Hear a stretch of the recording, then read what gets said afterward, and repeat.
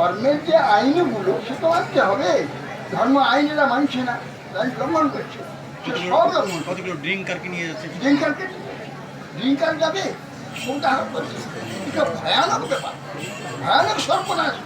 এত অপবিত্রতা আর নেই বিশ্বে, এত পবিত্র আর নেই। আমি একজন এটা বললাম যে খ্রিস্টানরা যা পিসফুলি যায়, হ্যাঁ। মুসলমানরা সাইলেন্টলি যায়, হ্যাঁ, তা ভয় আমরা ড্রিঙ্কারদের নিয়ে যাবো। ড্রিঙ্কার জন্য কীরকম বিপদ হয়েছে, বিফল হয়েছে। এই জন্যে আমাদের সেই মহাপ্রভু প্রসাদ যে দিয়েছে, তখন সার্বভৌম বলছে শুষ্কং বা পর্যুষিতং নীতং বা দূরদেশ প্রাপ্তি মাত্রেণ ভক্তব্য নাত্রকাল বিচারণা।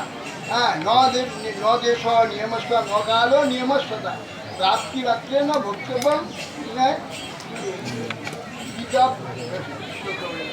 বলছে এটা প্রাপ্তি মাত্রই এটা খেতে হবে, সঙ্গে খেয়ে নিচ্ছে। মহাপ্রভু নৃত্য করতে লাগলেন, আরে সার্বভৌমের প্রসাদ বিশ্বাস, আমি তো বিশ্ব জয় করে নিলাম। হ্যাঁ, মায়াবাদী এত কষ্টর দ্বারা যে তারা সে কখনো স্মৃতিশাস্ত্র বিধান তার কিছুতেই করবে না।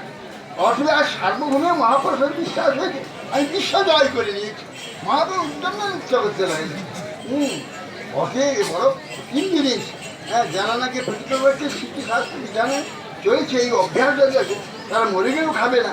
হ্যাঁ, তারা এক পৌঁছিয়ে বসে খাবে না, আলাদা খাবে, পঞ্চক্রাস করবে, অনেক কিছু আছে ভোজন করতে। কেন ভোজনের উপরেই আমাদের সমস্ত স্মৃতিটা, মস্তিষ্কটা, বিচার, ব্যবহার সব নির্ভর করে শুধু ভোজনের উপরেই। যেমন বস্তু ভোজন করে, যে গুণের বস্তু ভোজন করবে সেই গুণই প্রকাশ। সত্যগুণের বস্তু ভোজন করে প্রকাশ, রজতে রাজসী তামসী। এই জন্য কেবল তামসী খানে বর্তমান তামসী ভোজন, তামসী আচরণ, তার সঙ্গে তামসী সঙ্গ, তামসী সব কিছু। এই জন্য আমাদের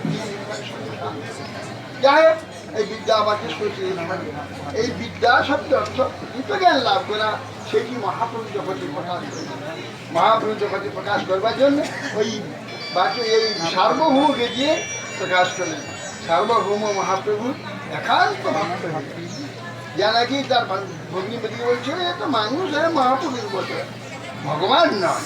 হ্যাঁ, তখন বলেছিলেন যে বলে ঈশ্বরের বিদ্যা পাণ্ডিতাত্মে ঈশ্বর তত্ত্ব জ্ঞাত নহি, ঈশ্বরের কৃপা নেই কেহ নাই জানে, কৃপা বিনা কেহ নাই জানে।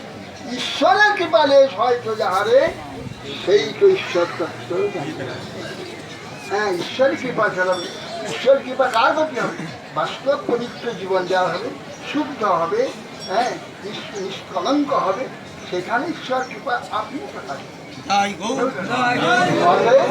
আমরা এখানে মহাপ্রভুর পাদ পদ্মে, ধামেশ্বর পাদ পদ্মে প্রার্থনা দিয়ে প্রসন্ন হোক, আমাদের শুদ্ধ বিদ্যা দান করে গোবিন্দ চরণে গুরু পাদ পদ্মে আশ্রয়ে আমরা গৌর নিত্যানন্দ শুদ্ধ ভক্তি আমাদের লাভ হয়, দান করে এই প্রার্থনা করে আমরা এখানে। হরে কৃষ্ণ। এখন আমাদের সঙ্গে হরিসংকীর্তন